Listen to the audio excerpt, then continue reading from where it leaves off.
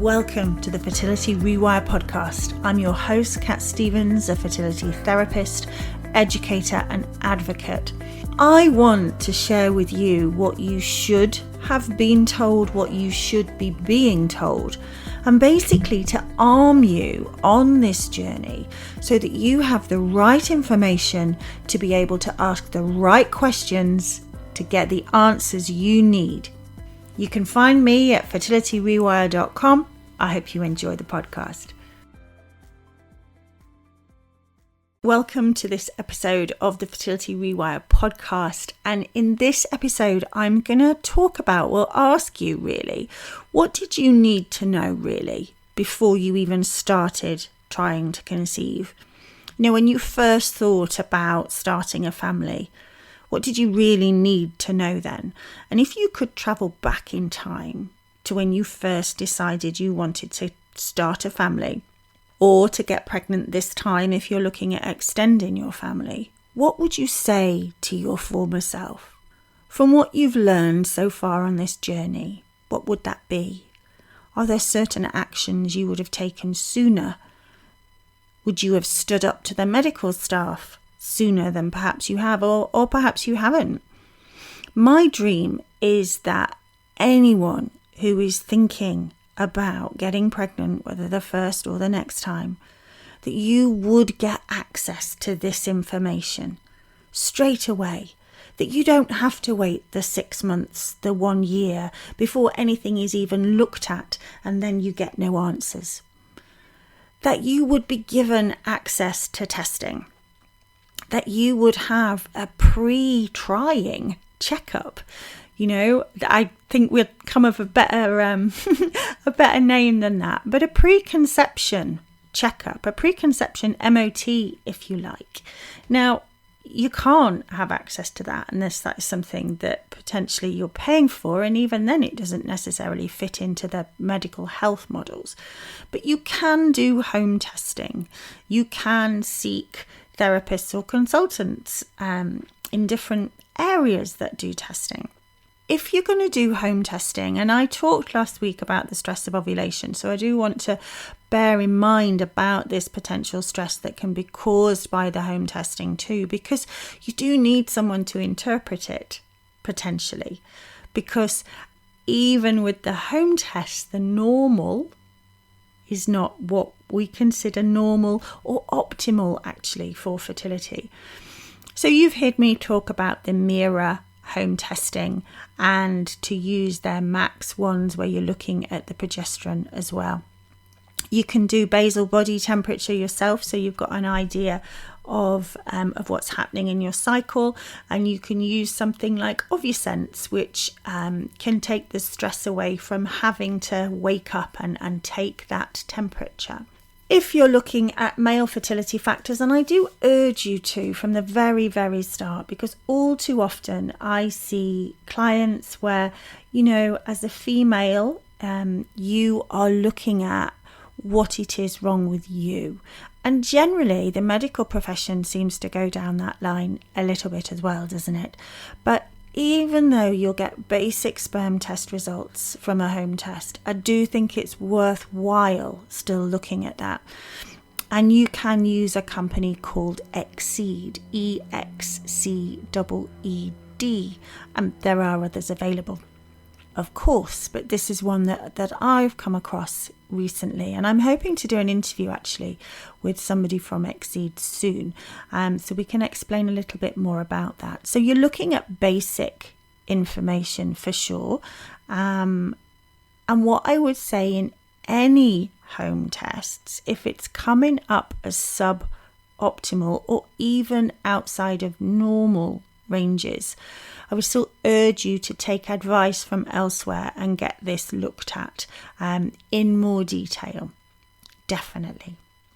So when we're looking at home testing, you can test your hormone levels, you can test your follicle stimulating hormone now in home tests, you can test your progesterone, you can test your estrogen, and this can be in urine or this can be with a blood test. Remember, a blood test is a snapshot of that day.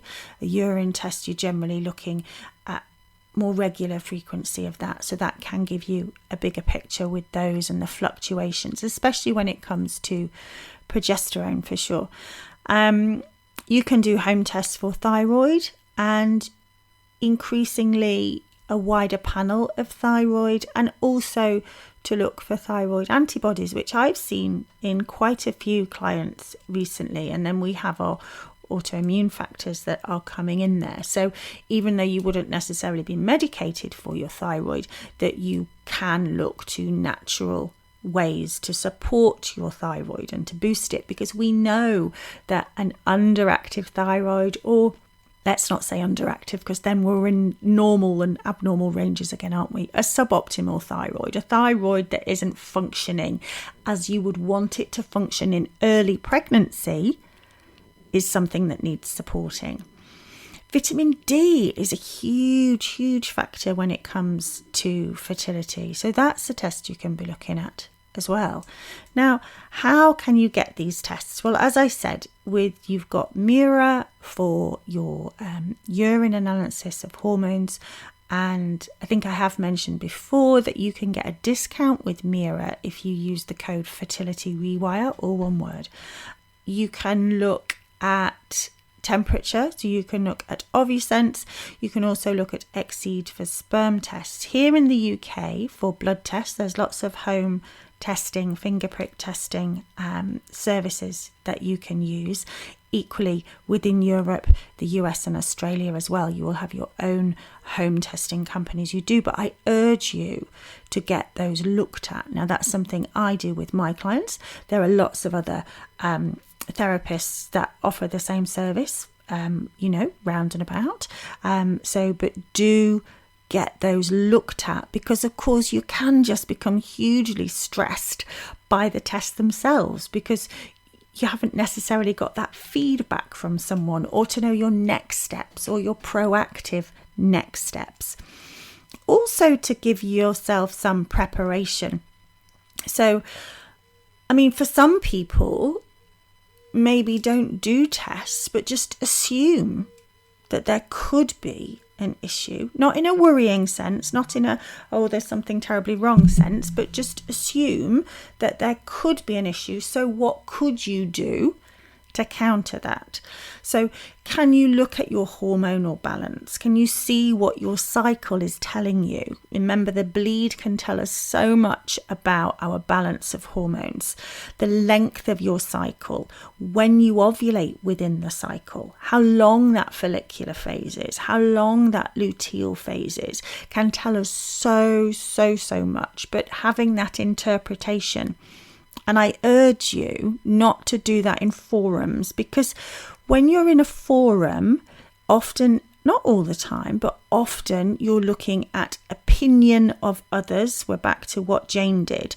Whereas you want to be speaking to someone who can actually guide you and interpret these for you, and maybe even point you on to somebody else that can test at a further or deeper level, or additional support that you might need. So you need to know about that hormonal balance through the whole cycle. You need to know what your period is telling you, what your strength of ovulation is, and what your ovulation signs are even. Also consider your own pelvic health. Now, I alluded to this again last week when we think about pelvic congestion, any previous surgeries, if you've had a child already, if you're trying for your next child, then were there situations possibly at the birth? Did you have a cesarean section? Are there impacts there physiologically that we can look at, and also taking proactive steps to improve your pelvic health? There is a lot you can do about that.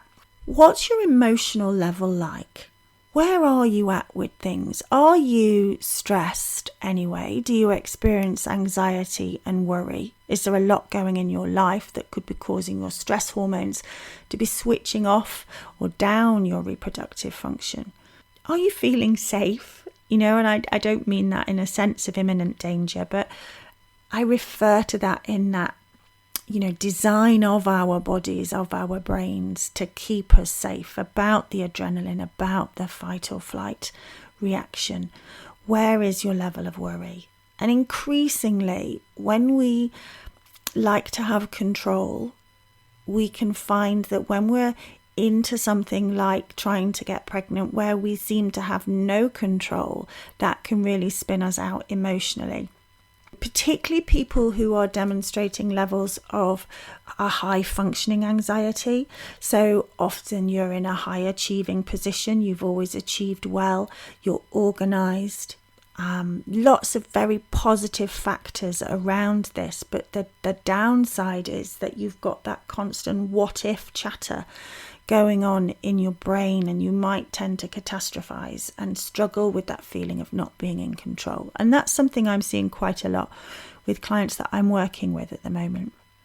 Also consider your cellular health. So we can look at optimizing nutrition, of course, but let's specifically as well look at that cellular health, because the egg is a cell and the sperm is a cell. So that's really, really important, and something that you need to add to your toolkit in terms of preparation. So we are preparing our minds and our bodies to be at their optimal level for conception. And the biggest thing, and I've already said this in this podcast, and I drone on about it constantly perhaps, but do not accept normal. We want optimal. Don't think about normal as being okay. And also, if we can shift our focus perhaps to not to getting pregnant, but to actually having a healthy baby. And I know that can be difficult in terms of getting ahead of ourselves, but it is our ultimate aim. So it is good to see that as the top aim when we're trying to get pregnant. So I'm wondering, did you undertake any of this when you first stepped out on your journey? And chances are you wouldn't, because why would you? It's not something we're educated about. And even when you've started to experience difficulties and you've gone to the doctors and you've had tests, these tests have never been suggested. Maybe the hormone profile, but not over a longer period of time, for sure. When you think back, I was going to say when you think back to ancient times, that sounds wrong, but if we were to think back to what happened in ancient times when we had more of a sense of tribe and more of a sense of community, there would have been elders, the wise women in the community who would have educated about fertility. Couples who were going to get married or were just married were given lots of information, and there's lots of cultural diets and specific foods that would be used to enhance and encourage fertility. And there would be that preparation, that sense of preparation and education, which as we fall now with fertility into a medical model of trying to step in when something's wrong and bypass, we're losing that. We're certainly losing that sense of education. And in schools, I've talked about before, we're not being educated about what could be an issue when it comes to getting pregnant. We're told it's really easy to get pregnant and it would be the worst thing that could possibly happen to you. We're not taught about fertility, and equally we're not taught about it in a sense that we might be able to show some understanding and empathy to those that are experiencing fertility difficulties. That saying to anybody, oh, when are you having children next? When they haven't had children in your time frame that you're expecting, or making assumptions, or as I mentioned before, about offering platitudes when people have miscarriage or loss. And that's something that needs to be educated about, so that we have not only a wider understanding of what may potentially happen to us as individuals in the future, but also to have that understanding of what could be going on for other people. We need to be managing diagnosis of polycystic ovary syndrome and endometriosis better.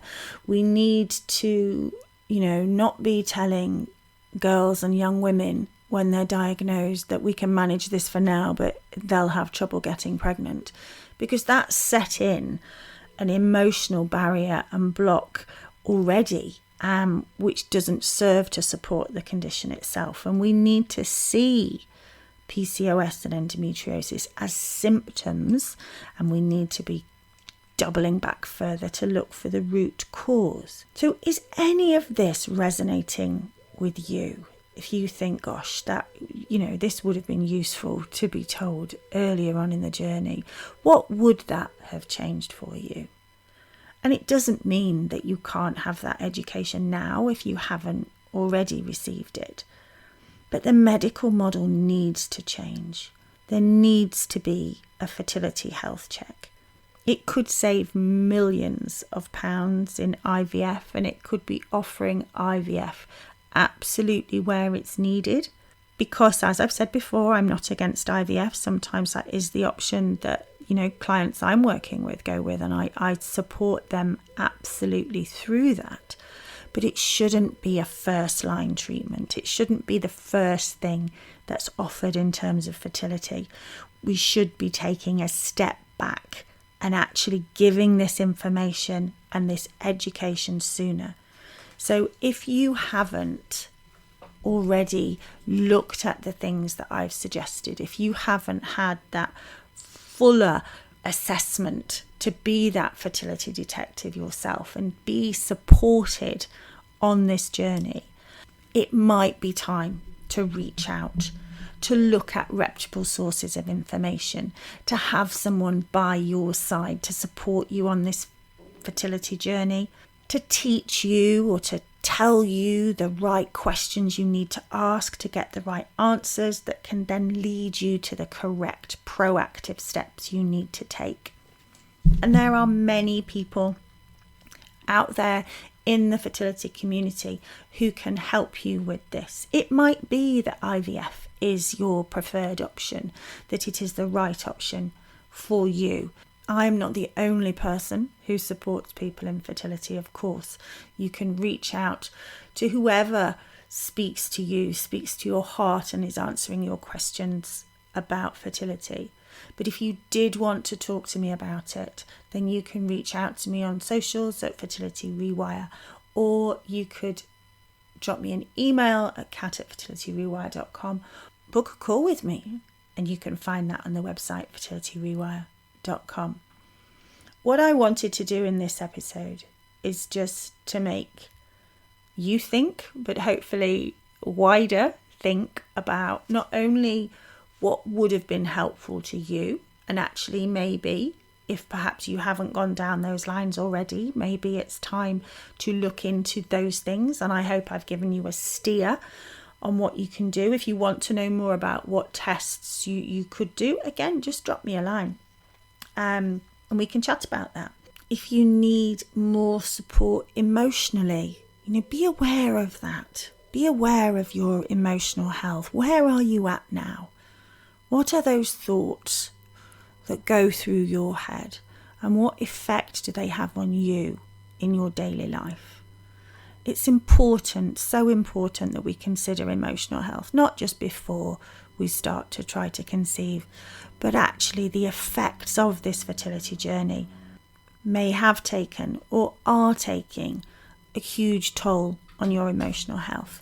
And if that's something that you need support with, then watch this space. I'm bringing an online resource to you soon. So if you're not on the mailing list, perhaps jump on the mailing list and you'll hear about that. When I say soon, I'm recording this in July, so 2022, just for context. I just wanted to kind of provoke some thought and for you to look back and maybe take a step and consider, right, let's just start again. Let's really start afresh and see if we can get some answers. But I'm aware of the huge emotional toll potentially already on you. So it's important to get some support there. And if you're just starting out on your journey, or you know anyone that's just starting out on your journey, then this is on their journey. This is useful advice, I hope, for you. So as ever, take care until next time. I really hope you enjoyed that episode. And whether you're trying for your first child, your second child, or more, Whether you've just started on your journey or you've been on the twists and turns of this for a long time, I really hope this information is going to help you ask the right questions to get the right answers. And if you want to know any information about Fertility Rewire, about working with me, or the free resources that I have available, please visit www.fertilityrewire.com. Until next time.